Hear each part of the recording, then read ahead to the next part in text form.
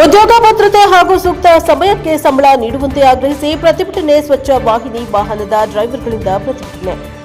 ಕಲಬುರಗಿ ಜಿಲ್ಲಾ ಪಂಚಾಯತ್ ಸಭಾಂಗಣದ ಮುಂಭಾಗದಲ್ಲಿ ಪ್ರತಿಭಟನೆ. ಹಲವು ವರ್ಷಗಳಿಂದ ಗ್ರಾಮಗಳಲ್ಲಿ ಮನೆ ಮನೆಗೆ ತೆರಳಿ ಕಸ ಸಂಗ್ರಹಣೆ, ಸಾಗಣೆ, ವಿಲೇವಾರಿ. ವಿವಿಧ ಗ್ರಾಮ ಪಂಚಾಯಿತಿ ವ್ಯಾಪ್ತಿಯ ಹಲವೆಡೆ ಡ್ರೈವರ್ಗಳಿಗೆ ಉದ್ಯೋಗ ಭದ್ರತೆ ಇಲ್ಲವೆಂದು ರೂಪಮಣ್ಣ ಎಂ ರೆಡ್ಡಿ ಆಕ್ರೋಶ. ಒಂದೆಡೆ ಸೂಕ್ತ ಸಂಬಳವಿಲ್ಲ, 12 ರಿಂದ 20 ತಿಂಗಳವರೆಗೂ ಸಂಬಳ ವಿಳಂಬ. ಕೂಡಲೇ ವಾಹನಗಳ ಡ್ರೈವರ್ಗಳಿಗೆ ಉದ್ಯೋಗ ಭದ್ರತೆ ಸಂಬಳ ನೀಡುವಂತೆ ಪ್ರತಿಭಟನಾಕಾರರ ಆಗ್ರಹ. ಬ್ಯೂರೋ ರಿಪೋರ್ಟ್ ಮಲ್ಲಿಕಾರ್ಜುನ್ ಎನ್ಕೆಎಸ್ ಟಿವಿ4 ಕಲಬುರಗಿ. ಕರ್ನಾಟಕ ಚಾಲಕರ ಒಕ್ಕೂಟದ ರಾಷ್ಟ್ರೀಯ ಅಧ್ಯಕ್ಷರು ಹಾಗೂ ರಾಜ್ಯಾಧ್ಯಕ್ಷರಾಗಿರ್ತಕ್ಕಂಥ ಜಿ ನಾರಾಯಣಸ್ವಾಮಿ ಅಣ್ಣನವರ ನೇತೃತ್ವದಲ್ಲಿ ಹಾಗೂ ಮತ್ತು ಕಲಬುರಗಿ ಜಿಲ್ಲಾ ಅಧ್ಯಕ್ಷರಾಗಿರ್ತಕ್ಕಂಥ ರೂಪಮಣ್ಣ ರೆಡ್ಡಿ ಅವರ ನೇತೃತ್ವದಲ್ಲಿ ಇದುವರೆಗೂ 2 ವರ್ಷದಿಂದ ಸತತವಾಗಿ ಸ್ವಚ್ಛತಾ ವಾಹಿನಿಯವರು ಕೆಲಸ ಮಾಡ್ತಾಯಿದ್ರು. ಯಾವುದೇ ರೀತಿ ಸರ್ಕಾರ ಅವರಿಗೆ ಸ್ಪಂದನೆ ಮಾಡದೇ ಅವರಿಗೆ ಸರಿಯಾದ ರೀತಿಯಲ್ಲಿ ಪಗಾರ 16,000 ರೂಪಾಯಿ ಇದೆ. ಆದ್ರೂ ಪಂಚಾಯತಿ PDOದವರು ಹಾಗೂ ಮತ್ತು ಸ್ಥಳೀಯವಾಗಿ ಆಗ್ತಕ್ಕಂಥ ಅಧ್ಯಕ್ಷರು ಹಾಗೂ ಸದಸ್ಯರು ಅವರಿಗೆ 5,000 ರೂಪಾಯಿ ಕೊಟ್ಟು 16,000 ರೂಪಾಯಿ ಬರ್ತಕ್ಕಂಥ ಮಿಕ್ಕಿದ್ದು 9,000 ರೂಪಾಯಿ ಪಂಚಾಯತಿ PDOದವರು ಅಧ್ಯಕ್ಷರು ಅದನ್ನು ನುಂಗಿ ಹಾಕ್ತಾಯಿದ್ದರು.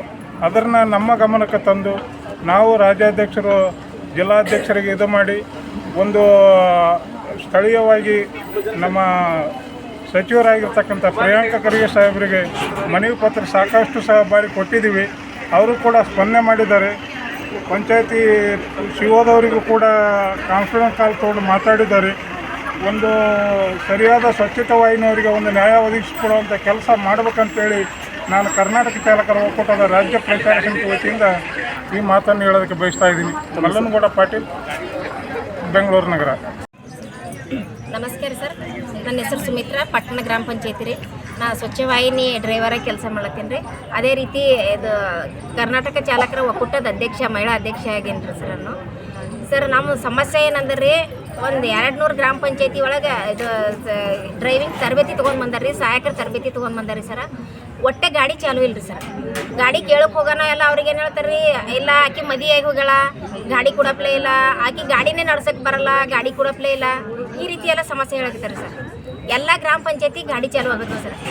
ಆಯಿತು, ಒಂದೊಂದು ಗ್ರಾಮ ಪಂಚಾಯತಿ ಒಳಗೆ ಗಾಡಿ ಕೊಟ್ಟಾರೆ ಸರ್. ಕೊಟ್ಟರೆ ಆಕಿಗೆ 1 ವರ್ಷ ಆದ್ರೂ ಹೇಳ್ತಾರೆ ರೀ, ಅವರು ನಡ್ಸೋಕ್ಕೆ ಬರಲ್ಲ ಹೆಣ್ಮಗಳಿಗೆ. ಒಂದು ಟೈಮ್ ಅವರೇ ಕುಂತು ಅವ್ರ ಗಾಡಿಯಾಗ ಕುಂತು ಯಾವ ರೀತಿ ನಡೆಸ್ಬೇಕು, ಅಲ್ಲೇ ಟ್ರೈನಿಂಗ್ ಅಂತೂ ಫೇಕ್ ಕೊಟ್ರೇನೋ ಗೊತ್ತಿಲ್ಲ ರೀ ನಮ್ಗೆ.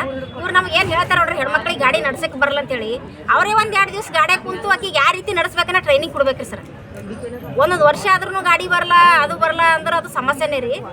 ಇವರು ಕೆಲ್ಸಕ್ಕೆ ತೊಗೊಳ್ಳಾರ ಮನ್ಸಿಗಾಗಿ ಏನೇನೋ ಹೇಳಕತ್ತಾರ ರೀ. ಈಗ ಆದರೂ ನಾವು ಗಪ್ಪಾಗಿದ್ದೇವೆ ರೀ. ಇರಲ್ಲ ಅಂದ್ರೂ 1 ವರ್ಷ ಆಯ್ತು ಸರ್, ಕೆಲಸ ಕೊಟ್ಟು ಪೇಮೆಂಟೇ ಇಲ್ಲ ರೀ. ಕೊಡೋದೇ 5,000 ತಿಂಗಳ ಪೇಮೆಂಟ್ ಕೊಡಲ್ರಿ. ಆದ್ರೆ ನಮ್ಮ ಜೀವನ ಹ್ಯಾಂಗೆ ನಡಿಬೇಕ್ರಿ ಸರ್? ನಮ್ಮ ಮಕ್ಕಳದ್ದು ಎಜುಕೇಷನ್ ಅದ, ಮಕ್ಕಳವ ಸಂಸಾರ ಅದ. 5 ವರ್ಷ ತನ ಪೇಮೆಂಟ್ ಇರಲ್ಲ, ಇದು ಮಕ್ಕಳಿಗೇನೋ ಎಜುಕೇಷನ್ ಇಲ್ಲ ಅಂದ್ರೆ ಪಪ್ಪ ಸಮಸ್ಯೆ ಆಗ್ತದೆ ರೀ. 3 ವರ್ಷ ಆಯ್ತು ರೀ ಸರ್ ನಾವು ಕೆಲಸ ಮಾಡಕತ್ತು. ನಮ್ಮ ಜೊತೆ ಟ್ರೈನಿಂಗ್ ತೊಗೊಂಬಂದವ್ರ ಒಟ್ಟೆ ಕೆಲಸ ಕೊಟ್ಟಿಲ್ರಿ ಅವ್ರಿಗೆ.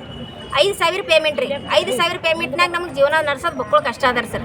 ನಮಗೆ ಮಿನಿಮಮ್ ಆದ್ರೂ 15 ರಿಂದ 10,000 ತನಕ ಪೇಮೆಂಟ್ ಬೇಕು ರೀ ಸರ್. ಅಷ್ಟು ಪೇಮೆಂಟ್ ಕೊಡ್ಬೇಕ್ರಿ ಅವರು.